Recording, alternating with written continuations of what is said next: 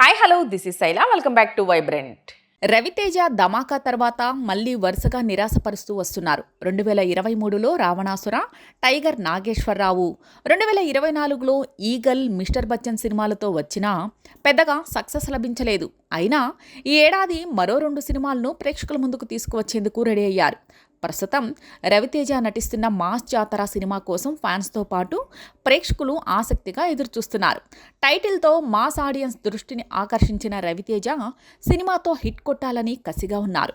ఈ సినిమాతో భాను భోగవరపు దర్శకుడిగా పరిచయం అవుతున్నారు. ఈ సినిమా విభిన్నమైన మాస్ కాన్సెప్ట్తో రూపొందుతోందని టాక్. తప్పకుండా రవితేజ ఫ్యాన్స్తో పాటు అన్ని వర్గాల ప్రేక్షకులను అలరిస్తుందనే విశ్వాసాన్ని చిత్ర యూనిట్ వ్యక్తం చేస్తోంది. రవితేజ కెరీర్లో 75వ సినిమాగా రూపొందుతున్న కారణంగా అంచనాలు మరింతగా ఉన్నాయి. పైగా ఈ సినిమాలో ధమాకా బ్యూటీ శ్రీలీల హీరోయిన్గా నటిస్తోంది. వీరిద్దరి కాంబోలో ధమాకా వచ్చి హిట్ కావడంతో మాస్ జాతర ఖచ్చితంగా మరో విజయాన్ని సొంతం చేసుకుంటుంది అనే నమ్మకంతో ఫ్యాన్స్ ఉన్నారు. సినిమా షూటింగ్ ప్రారంభం అయినప్పటి నుంచి అంచనాలు పెంచుతూ వచ్చారు. ఆ మధ్య విడుదలైన పోస్టర్లో రవితేజ మాస్ లుక్కి మంచి స్పందన వచ్చింది. రవితేజను ఎలా అయితే ఫ్యాన్స్ చూడాలి అనుకుంటున్నారో అలాంటి పాత్రలోనే మాస్ జాతరను దర్శకుడు భాను రూపొందిస్తున్నట్లుగా చెబుతున్నారు.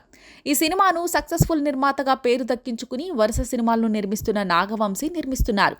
సితారా ఎంటర్టైన్మెంట్స్ బ్యానర్లో రూపొందుతున్న ఈ సినిమాను మే 9న విడుదల చేయాలని భావిస్తున్నారు. కానీ సితారాలోనే రూపొందుతున్న ఇతర సినిమాల కారణంగా మాస్ జాతర విడుదల తేదీ మారే అవకాశాలు ఉన్నాయి.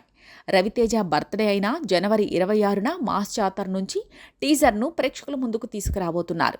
ఆ టీజర్తో పాటు సినిమా విడుదల తేదీని ప్రకటించే అవకాశాలు ఉన్నాయి. సినిమాను సమ్మర్లో విడుదల చేయాలని పట్టుదలతో నిర్మాత నాగవంశీతో పాటు హీరో రవితేజ ఉన్నారు. ఇప్పటికే దర్శకుడు భాను షూటింగ్ని దాదాపుగా పూర్తి చేశాడని, త్వరలోనే గుమ్మడికాయ కొట్టనున్నట్లుగా యూట్యూబ్ సభ్యుల ద్వారా సమాచారం అందుతోంది. రవితేజ బర్త్డే, రిపబ్లిక్ డే సందర్భంగా విడుదల చేయడం కోసం మాస్ జాతర టీజర్ ఎడిటింగ్ దాదాపుగా పూర్తయిందట.